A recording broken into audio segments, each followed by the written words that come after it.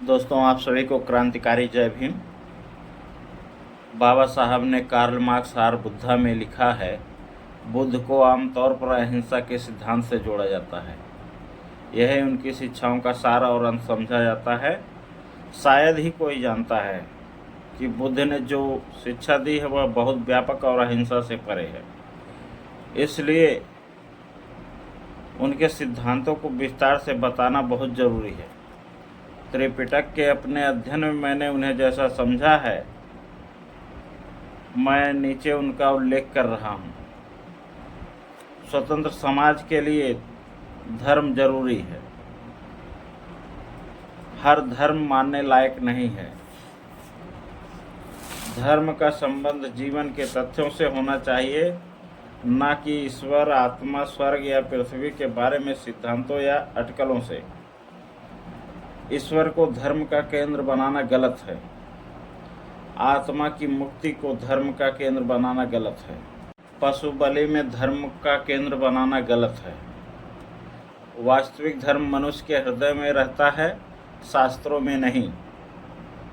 मनुष्य और नैतिकता धर्म का केंद्र होना चाहिए। यदि ऐसा नहीं है तो धर्म एक क्रूर और अंधविश्वास है।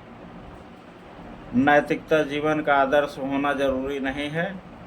चूँकि ईश्वर नहीं है, इसलिए उसे ही जीवन का नियम मानना पड़ेगा। किसी धर्म का कार्य विश्व का पुनर्निर्माण करना है और उसे सुखी बनाना है, न कि उसकी उत्पत्ति या अंत की व्याख्या करना है। संसार में दुखितों के टकराव के कारण और इसका समाधान करने का एकमात्र उपाय अष्टांग मार्ग अनुसरण करना है। संपत्ति का निजी स्वामित्व एक वर्ग को शक्ति तथा दूसरे वर्ग को दुख देता है। समाज की भलाई के लिए यह आवश्यक है उस दुख को उसके कारण को दूर करके दूर किया जाए। सभी मनुष्य समान हैं। मनुष्य का मापदंड उसका मूल्य है, जन्म नहीं। महत्वपूर्ण बात उसका आदर्श, न कि उसका कुलित जन्म। मैत्री भाव कभी नहीं त्यागना चाहिए। यहाँ तक कि अपने शत्रु के प्रति भी मैत्री भाव रखना चाहिए। सभी को सीखने का अधिकार है। मनुष्य को जीने के लिए सीखना उतना ही जरूरी है जितना कि जीने के लिए भोजन।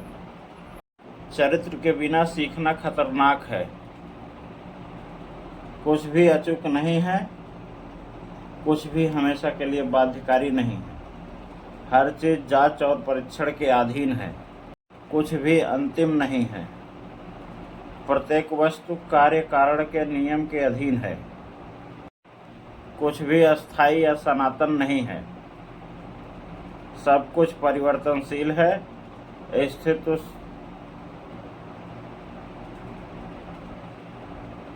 हमेशा बनता बनाता रहता है। युद्ध गलत है जब तक वह सत्य और न्याय के लिए ना हो। यही बुद्ध का संक्षिप्त पंथ है।